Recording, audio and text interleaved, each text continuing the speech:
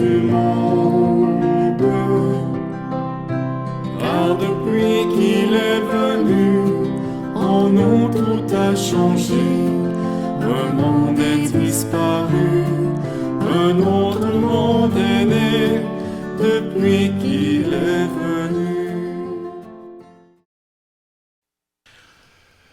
Frères et sœurs, nous sommes rassemblés au nom du Père et du Fils et du Saint-Esprit. Le Seigneur soit avec vous. Alors, frères et sœurs, vous tous qui nous rejoignez aussi de chez vous par le truchement, je dirais, de la technologie, mais aussi nous tous qui sommes rassemblés aujourd'hui pour cette messe de la 5e dimanche du temps, du carême. Alors, bienvenue à cette célébration. Je ne sais pas si vous avez pris le temps d'écouter le refrain du chant de carême de cette année. En lui, tout a changé depuis qu'il est venu. Je ne sais pas, peut-être vous autres vous dites, mais qu'est-ce qui a changé dans ma vie depuis que j'ai rencontré Jésus? Qu'est-ce qui a changé dans ma vie? Qu'est-ce qui a été modifié? Quelles sont les belles expériences, mais peut-être aussi les défis? C'est important d'y réfléchir.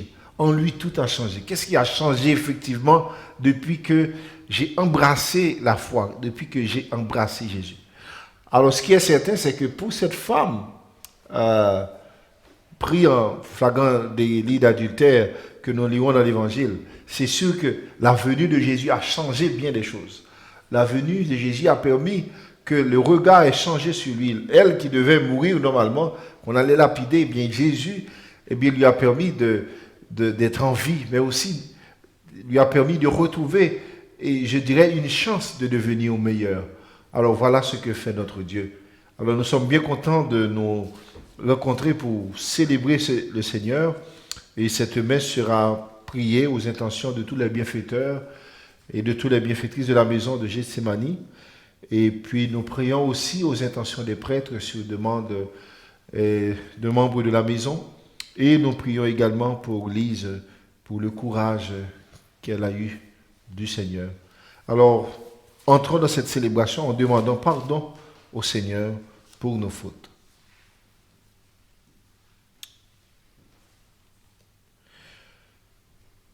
De nos fautes, Seigneur, prends pitié. Seigneur, prends pitié. De tous nos oublis, ô Christ, prends pitié. Christ, prends pitié.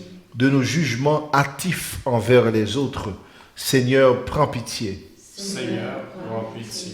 Que Dieu Tout-Puissant nous fasse miséricorde, qu'il nous pardonne nos péchés et nous conduise à la vie éternelle. Amen. Prions le Seigneur.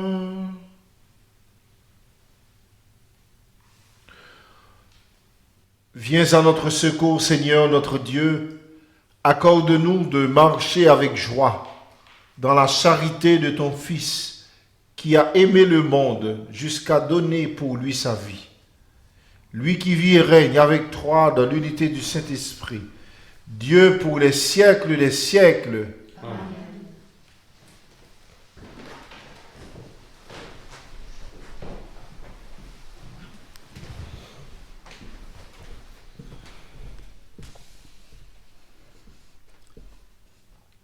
Lecture du livre du prophète Isaïe. Ainsi parle le Seigneur, lui qui fait un chemin de la mer, un sentier dans les eaux puissantes, lui qui mit en campagne des chars et des chevaux, des troupes et des puissants guerriers. Les voilà tous couchés pour ne plus se relever. Ils se sont éteints, consumés comme une mèche. Le Seigneur dit, « Ne faites plus mémoire des événements passés, ne songez plus aux choses d'autrefois. Voici que je fais une chose nouvelle. Elle germera, elle germe déjà, ne la voyez-vous pas? Oui, je vais faire passer un chemin dans le désert, des fleuves dans les eaux, dans les lieux arides.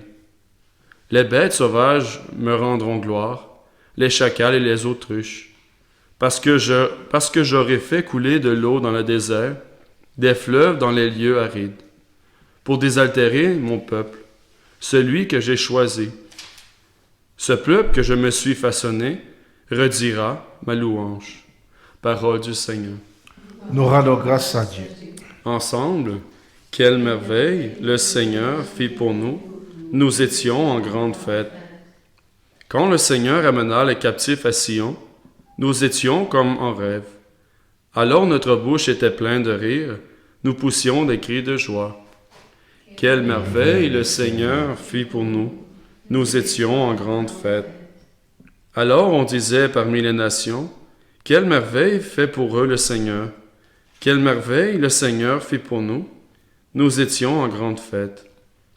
Quelle merveille le Seigneur fit pour nous. Nous étions en grande fête. Ramène, Seigneur, nos captifs, comme les torrents au désert, qui sèment dans les larmes, moissonnent dans la joie. Quelle merveille le Seigneur fit pour nous. Nous étions dans la joie. Il s'en va en pleurant. Il jette la semence. Il s'en vient dans la joie.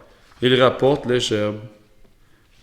Quelle merveille le Seigneur fit pour nous. Nous étions en grande fête. Lecture de la lettre de Saint Paul apôtre aux Philippiens. Frères, tous les avantages que j'avais autrefois, je les considère comme une perte à cause de ce bien qui dépasse tout.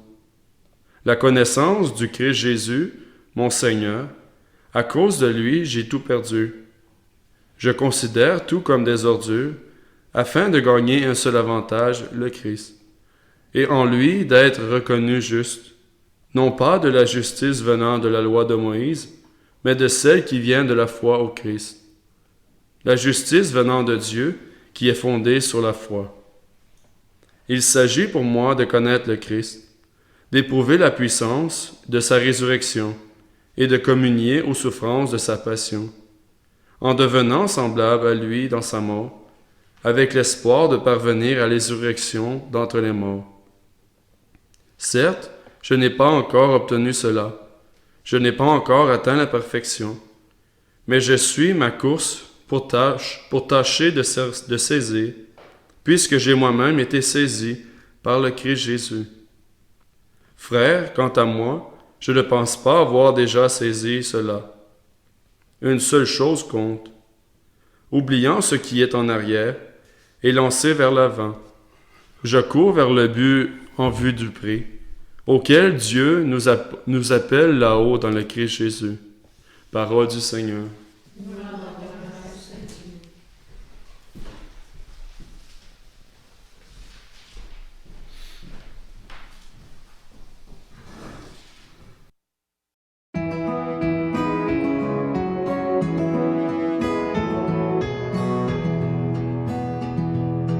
Gloire et louange à toi, Seigneur Jésus.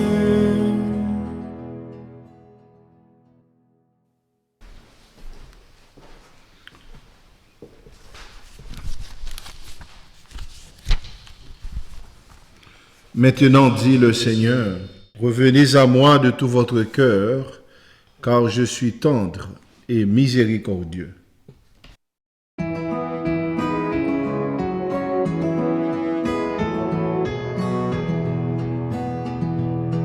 Gloire et louange à toi, Seigneur Jésus. Le Seigneur soit avec vous. Évangile de Jésus-Christ selon Saint Jean. En ce temps-là, Jésus s'en alla au mont des Oliviers. Dès l'aurore, il retourna au temple.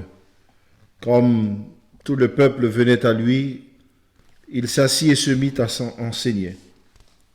Les scribes, les pharisiens lui amènent une femme qu'on avait surprise en situation d'adultère.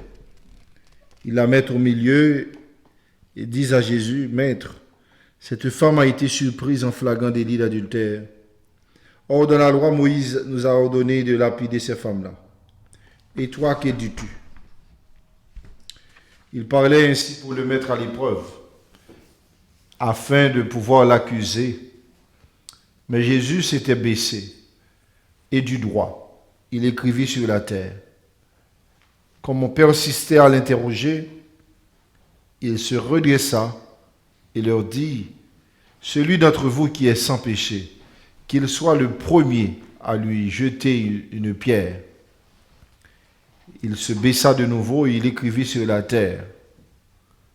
Eux, après avoir entendu cela, s'en allaient un par un, en commençant par les plus âgés. Jésus resta seul avec la femme, toujours là au milieu. Il se redressa et lui demanda, « Femme, où sont-ils donc? Personne ne t'a condamné? » Elle répondit, « Personne, Seigneur. » Et Jésus lui dit, « Moi non plus, je ne te condamne pas. Va et désormais ne pêche plus. » Acclamons la parole de Dieu. Louange à toi, Seigneur Jésus.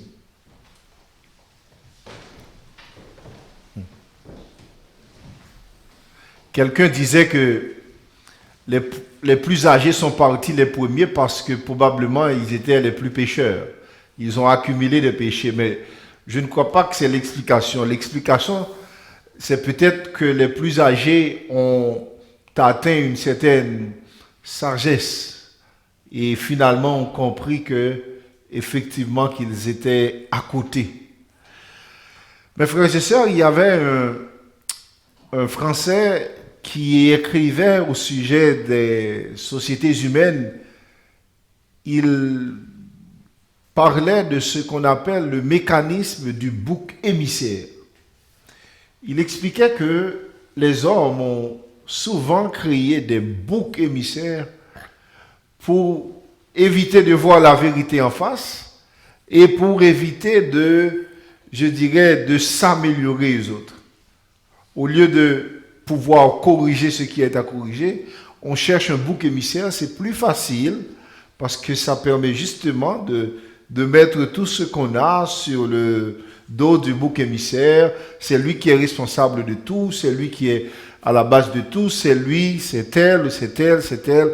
On cherche le bouc émissaire et à partir de là, eh bien, on se protège et on protège la société. Le mécanisme du bouc émissaire. Puis on a comme l'impression que ce que disait René Girard s'accomplit très bien avec cette page d'évangile que nous venons d'écouter avec la femme samaritaine.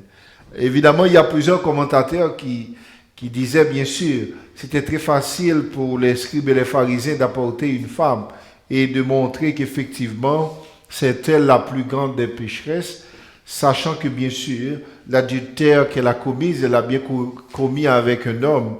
Mais l'essentiel, c'est que cette femme-là était l'expression vraiment sur qui on voulait déposer vraiment toute la haine de Jésus. Et on voulait le prendre à l'épreuve parce que, bien sûr, on pensait qu'il allait dire soit parce qu'il disait, ben oui, il faut le lapider, et là, on dirait de lui que tu n'es pas cohérent avec ce que tu as dit. Et s'il disait que non, il ne fallait pas le lapider, on allait dire que tu n'es pas fidèle à l'enseignement de Moïse et de la loi. Mais Jésus, sachant ce qui était derrière leur tête, va leur aider à faire un discernement. Et c'est ça le plus important que j'aimerais que nous retenions. Ce discernement que Jésus a permis à ces hommes de faire, de comprendre. On voit Jésus, l'attitude de Jésus, ce n'est pas une attitude qui condamne, qui juge, mais de préférence qui relève et qui rétablit la personne dans sa dignité. Jésus leur dit que celui qui n'a pas de péché jette la première pierre. Et là, j'ai l'impression que chacun essaie de regarder sa conscience, de regarder sa vie. Ils essaient de faire un rappel historique dans un laps de temps pour voir est-ce que je suis prêt vraiment à jeter la première pierre. Suis-je prêt? Et là, on voit que les plus âgés commencent à sortir jusqu'à ce que personne ne lui jette la pierre. Mes frères, mes soeurs, aujourd'hui encore, je peux vous dire qu'il y a des Samaritaines dans notre société. Il y a des femmes adultères, peut-être qui n'est pas condamnées de la même manière, mais il y a des personnes qui sont condamnées souvent sans même être entendues. Et peut-être si nous ne faisons pas attention, parfois même, nous aussi, nous pouvons condamner des personnes sans même prendre le temps de comprendre et je dirais de discerner. Nous pouvons bien commencer à jeter des pierres sur des personnes sans penser effectivement est-ce que cette personne est innocente ou pas, sans donner une chance à cette personne. Et comment ça se fait? Mais ça se fait facilement, je dirais, quand quelqu'un est là et puis on l'accuse de tout, on l'accuse de méchant, on l'accuse de mauvaise langue, on l'accuse.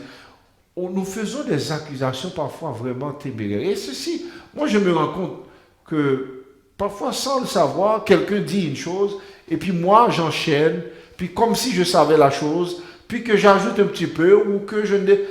Puis finalement ça fait un écho et que cette personne-là peut vraiment perdre sa dignité. Parfois même dans une communauté. Ça arrive aussi. Vous avez entendu une chose, vous n'avez même pas vérifié, puis on ajoute un petit peu, puis on dit, ben oui, c'est vrai, cette personne-là, il devrait pouvoir le faire. Ça arrive aussi. Parfois même aussi, on entend même par rapport ce qu'on appelle aux discriminations raciales aussi. Ça arrive parfois, telle personne vous dit, ah ben oui, si c'est un noir, il va faire ça, ou si c'est un arabe, il va faire ça, si c'est un musulman, si ça fait ça. Et puis nous avons des stéréotypes, nous mettons des gens dans une sorte de stéréotype, nous disons, oui, s'il est comme ça, il peut faire ci. Puis sans même vérifier, sans même faire attention, sans même discerner les impacts de ce que ça pourrait être sur la personne. Quand nous faisons je dirais des reprises comme ça, quand nous portons des jugements comme ça, mais sachez que c'est un peu la même chose que les pharisiens et les scribes ont fait à cette dame adultère, c'est la même chose, parce que cette personne-là aussi va perdre sa crédibilité. Peut-être qu'elle ne va pas perdre sa vie, peut-être qu'elle ne risque pas sa vie biologique, physique, mais peut-être qu'elle risque sa vie, je dirais sa vie de qualité. Peut-être que cette personne-là va être blessée tout le long de sa vie. Alors le Seigneur nous demande vraiment de discerner. Est-ce que je discerne ce que je dis? Est-ce que je discerne mes actions? Est-ce que je discerne mes condamnations? Est-ce que je discerne mes prises de position? Est-ce que je discerne mes paroles que je vais lancer?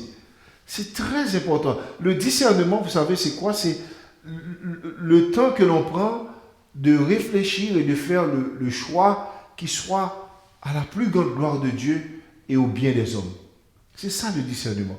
Chaque action. Saint Ignace de Loyola avait créé un processus de discernement très intéressant où il demandait aux gens, chaque fois que vous allez accomplir une chose, dites-vous bien, est-ce que dans ce que je fais ou dans ce que je dis, j'essaie d'avoir la plus grande gloire de Dieu et le bien de mes frères et sœurs.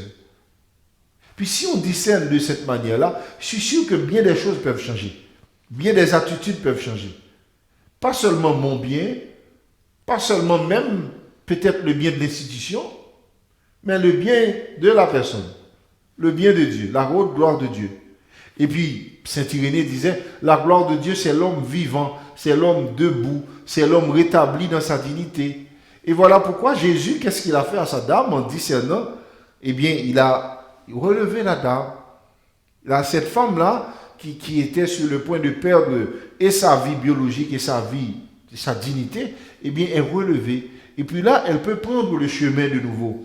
Elle peut prendre le chemin et prendre le chemin de la conversion. Jésus lui a dit à la fin, mais vraiment, moi non plus, je ne te condamne pas. Parce que Jésus n'est pas là pour condamner. Et nous non plus, nous ne devons pas être là pour condamner. Le discernement, c'est quelque chose de tellement important, ça nous évite de faire des erreurs. Ça nous évite parfois de porter des jugements hâtifs. C'est ça que fait le discernement. Je prends le temps de discerner. Je sais que bien, on est dans une société où l'on aimerait que tout va vite, puis les paroles vont vite, les réactions vont vite, les interventions vont vite. Mais parfois, et moi, dans mes expériences, je l'ai fait aussi, c'est peut-être important de prendre du temps et de ne pas donner des réponses. De ne pas donner des réponses. Surtout quand on n'a pas encore discerné. Parfois, il y a des choses qui nous arrivent, on dit, ok, je vais prendre le temps de prier là-dessus. Je vais prendre le temps de prier parce que je ne vois pas clair. Je ne vois pas clair. Une chose arrive, je ne sais pas quoi dire, je ne sais pas quel choix faire. Vraiment, je suis dans l'embarras du choix. Mais qu'est-ce que je fais? Je prends le temps. Je dis, ok, un petit temps de prière, un petit temps de discernement pour évaluer, pour voir. est-ce que dans ce que je vais faire, il y a la plus haute gloire de Dieu? Et est-ce qu'il y a le bien pour la personne en question ou pour les personnes en question? Alors demandons au Seigneur la grâce, et c'est ce que nous lui demandons, la grâce du discernement. C'est tellement important dans notre société aujourd'hui. C'est souvent les gens ne prennent pas le temps, ils n'ont pas le temps de prendre du temps pour le discernement. On donne des réponses rapidement, vite, et puis on réagit très vite, et puis parce qu'on est dans l'immédiateté, on veut s'asseoir que maintenant, ici, vite, et pourtant, bien souvent, ça nous prend un peu de discernement, ça nous prend un peu de prière, ça nous prend un peu de sagesse, même un malheur qui nous arrive et qu'il nous faut réagir. Non, un petit temps de discernement, ça fait tellement du bien, ça nous permet justement d'être comme Jésus, et ça nous permet d'aider la personne ou les personnes en question à se relever et à chercher la plus grande gloire de Dieu. Amen.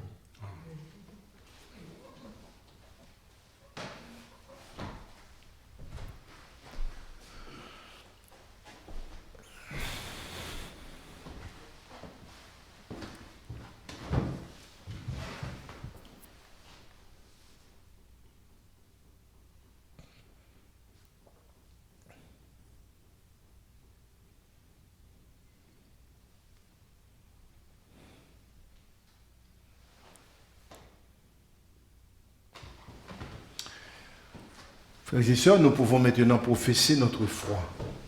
Je crois en Dieu, le Père Tout-Puissant, Créateur du ciel et de la terre, et en Jésus-Christ, son Fils unique, notre Seigneur, qui a été conçu du Saint-Esprit, est né de la Vierge, a souffert sous Ponce Pilate, a été crucifié, est mort et a été enseveli, est descendu aux enfers, le troisième jour est ressuscité des morts, est monté aux cieux, est assis à la droite de Dieu le Père Tout-Puissant, d'où il viendra juger les vivants et les morts.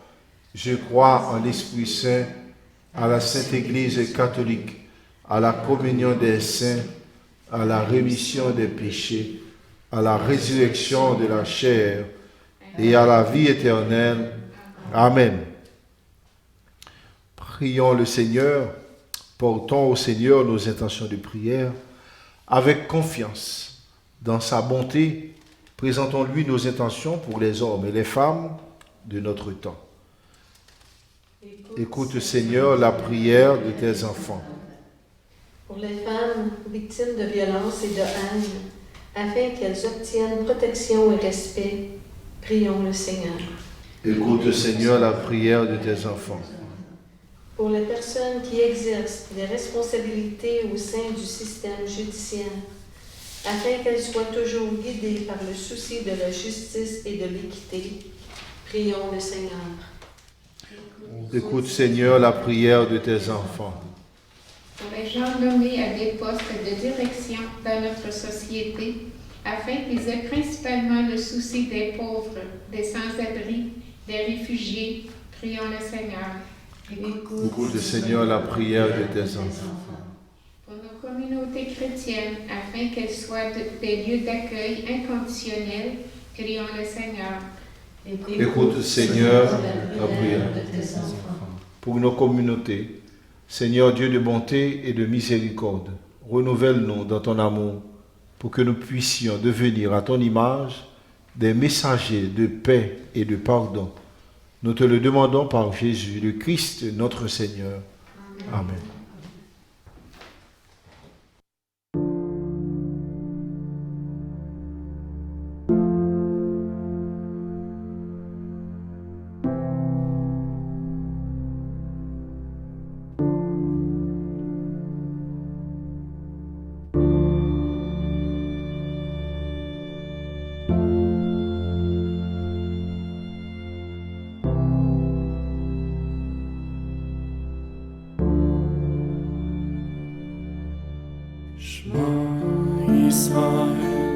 Adonai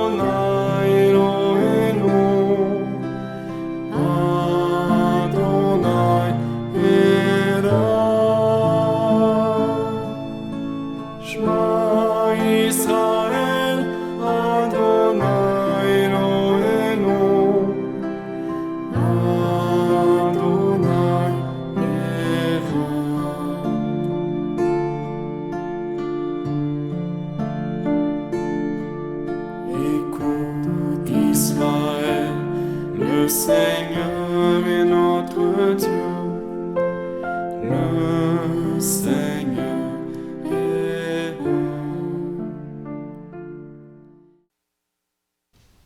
Prions ensemble, frères et sœurs, au moment où nous allons offrir le sacrifice de toute l'Église.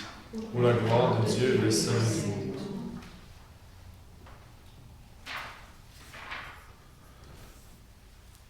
Exauce-nous, Dieu Tout-Puissant, et accorde à tes serviteurs, fondés par l'enseignement de la foi chrétienne, d'être purifiés par l'action de ce sacrifice, par le Christ notre Seigneur. Amen. Le Seigneur soit avec vous. Et avec votre esprit, Élevons notre cœur.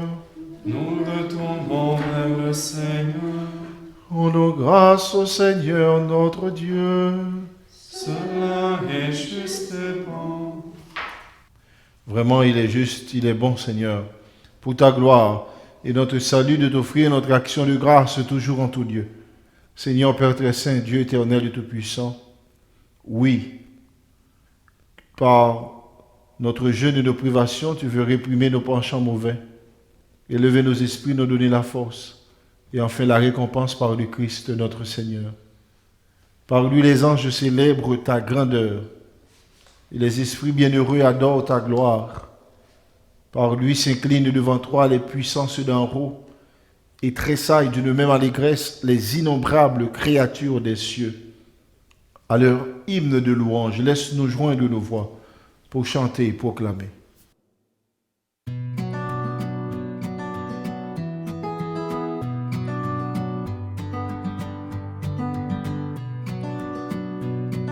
Saint, Saint, Saint le Seigneur, Dieu de l'univers. Saint, Saint, Saint le Seigneur, Dieu de l'univers. Le ciel et la terre sont remplis de ta gloire. Hosanna, Hosanna, Hosanna au plus haut des cieux. Béni soit celui qui vient au nom du Seigneur. Hosanna, Hosanna, Hosanna au plus haut des cieux. Hosanna au plus haut des cieux.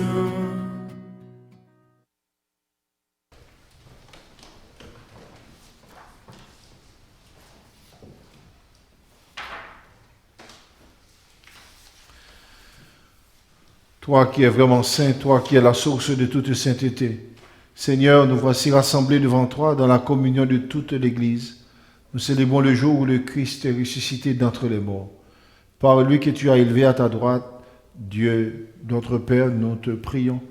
Sanctifie ces offrandes, en répandant sur elles ton esprit, qu'elles deviennent pour nous le corps et le sang de Jésus le Christ, notre Seigneur. Au moment d'être livré et d'entrer librement dans sa passion, Jésus prit le pain, il rendit grâce, il le bénit, le rompit, et le donna à ses disciples en disant, « Prenez, mangez-en tous, ceci est mon corps livré pour vous. »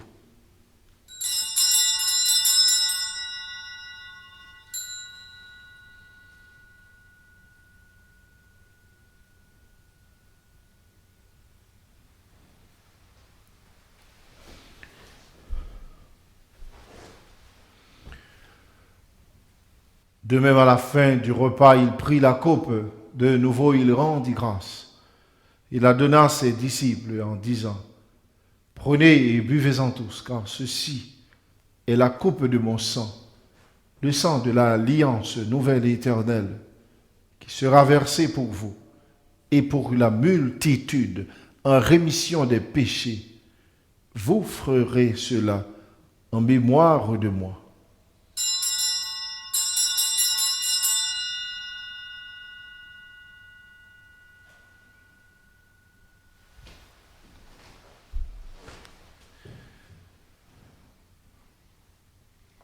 Il est grand le mystère de la foi. Nous proclamons ta mort, Seigneur Jésus. Nous célébrons ta résurrection. Nous attendons ta venue dans la gloire.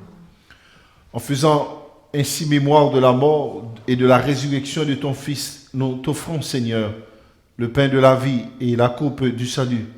Et nous te rendons grâce, car tu nous as estimés dignes de nous tenir devant toi pour te servir. Humblement, nous te demandons qu'en ayant part au corps et au sang du Christ, nous soyons rassemblés par l'Esprit Saint en un seul corps. Souviens-toi, Seigneur, de ton Église répandue à travers le monde. Fais-la grandir dans ta charité en union avec notre pape François, notre évêque Marcel et tous les évêques, les prêtres et les diacres. Souviens-toi, Seigneur, de nos frères et sœurs qui se sont endormis dans l'espérance de la résurrection. Souviens-toi de ta miséricorde de tous les défunts. Accueille-les dans la lumière de ton visage. Sur nous tous, enfin, nous implorons ta bonté, Seigneur, pour les bienfaiteurs et les bienfaitrices de la maison de Gethsémani, pour les membres qui y vivent, pour tous les prêtres,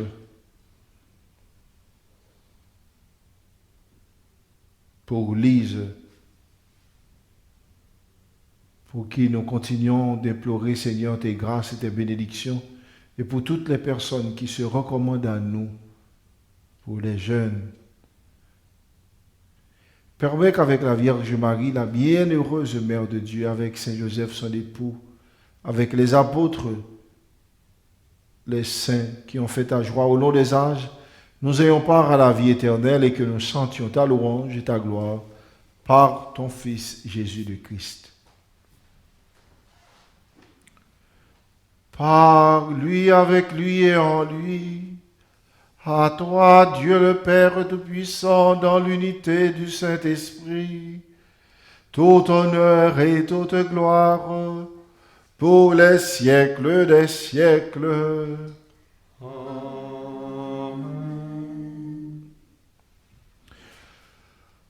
Comme nous l'avons appris du Sauveur et selon son enseignement, nous pouvons dire: Notre Père, qui es aux cieux, que ton nom soit sanctifié, que ton règne vienne, que ta volonté soit faite sur la terre comme au ciel. Donne-nous aujourd'hui notre pain de ce jour. Pardonne-nous nos offenses, comme nous pardonnons aussi à ceux qui nous ont offensés. Et ne nous laisse pas entrer en tentation, mais délivre-nous du mal. Délivre-nous de tout mal, Seigneur, et donne la paix à notre temps. Soutenus par ta miséricorde, nous serons libérés de tout péché, à l'abri de toute épreuve. Nous attendons que se réalise cette bienheureuse espérance, l'avènement de Jésus-Christ, notre Sauveur. Car c'est à toi qu'appartient le règne, la puissance et la gloire, pour les siècles des siècles. Seigneur Jésus-Christ, à tes apôtres, tu as dit: je vous laisse la paix, je vous donne ma paix. Ne regarde pas nos péchés, mais la foi de ton Église. Pour que ta volonté s'accomplisse, donne-lui toujours cette paix et conduis-la vers l'unité parfaite, toi qui règnes pour les siècles des siècles. Amen. Que la paix du Seigneur soit toujours avec vous. Et avec votre esprit. Frères et sœurs, dans la charité du Christ, donnez-vous la paix.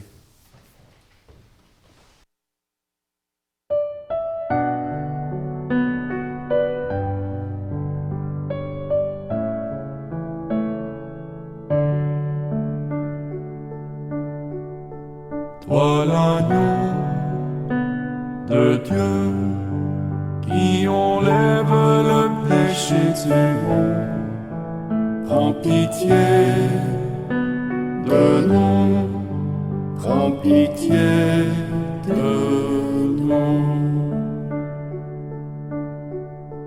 Toi l'agneau de Dieu qui enlève le péché du monde, prends pitié de nous, prends pitié de nous. Toi l'agneau de Dieu qui enlève le péché du monde, donne-nous la paix, donne-nous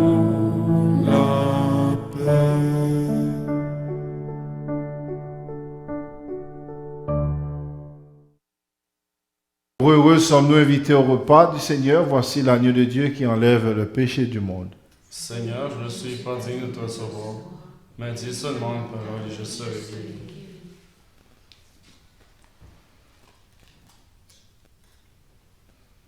Mon Jésus, je crois que vous êtes ici présent, dans le Saint-Sacrement. Je vous aime par-dessus toute chose, et je désire ardemment vous recevoir de mon âme.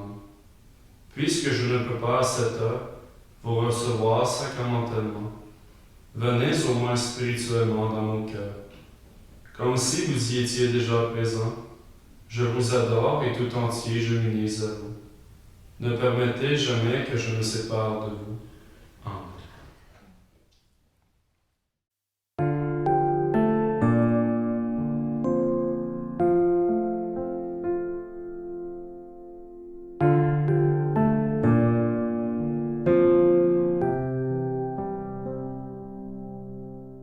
Dans le cœur de mon Père, ma vie a fleuri. Au cœur de son mystère, sa grâce m'envahit.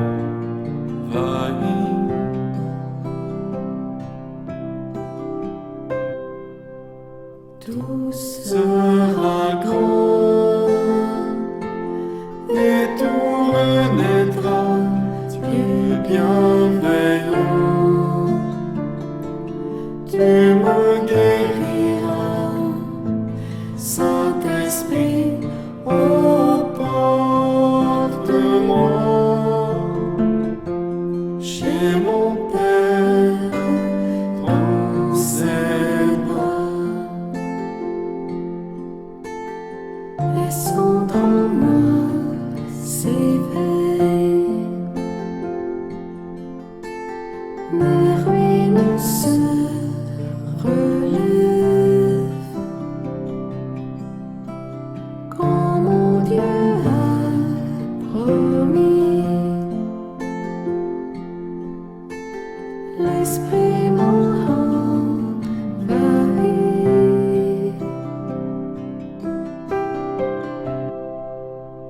Tout Sera grand et tout renaîtra du bienveillant.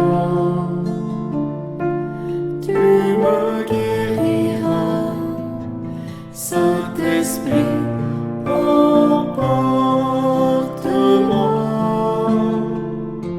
chez mon Père dans ses bras.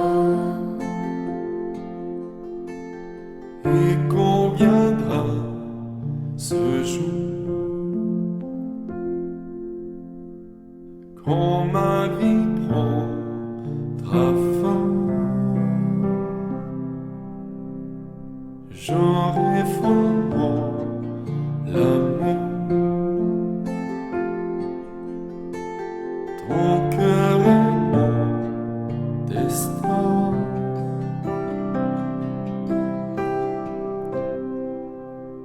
Tout sera grand et tout renaîtra du bienveillant. Tu me guériras, Saint-Esprit, emporte-moi chez mon Père dans ses bras. Chez mon Père dans ses bras. Chez mon Père dans ses bras. Prions encore le Seigneur.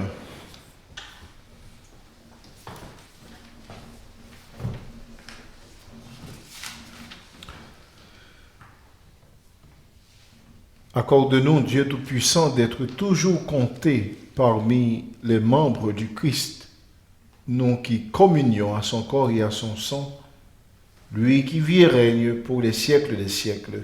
Amen. Seigneur, bénis ton peuple qui attend le bienfait de ta compassion. Accorde-lui dans ta largesse de voix exaucée les désirs que toi-même lui inspires par le Christ notre Seigneur. Amen. Le Seigneur soit avec vous. Et avec votre esprit. Que Dieu Tout-Puissant vous bénisse, le Père, le Fils et le Saint-Esprit. Amen.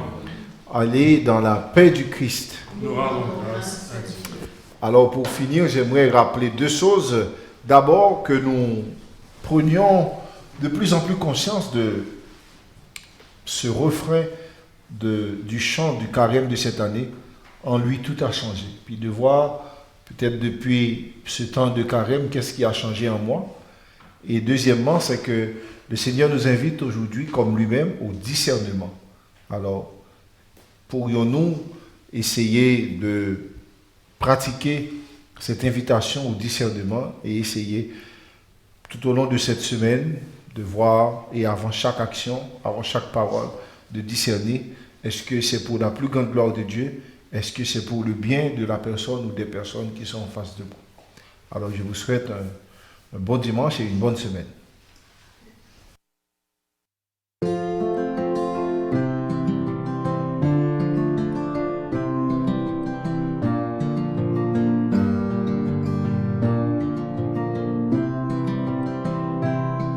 Quand tu n'arrives plus à croire en l'avenir, devant tes luttes infécondes, appelle-toi Jésus et son règne à venir.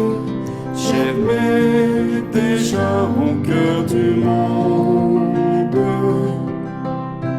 car depuis qu'il est venu, en nous tout a changé. Un monde est disparu, un autre monde est né depuis qu'il est venu. Car depuis qu'il est venu, en nous tout a changé. Un monde est disparu, un autre monde est né depuis qu'il est venu.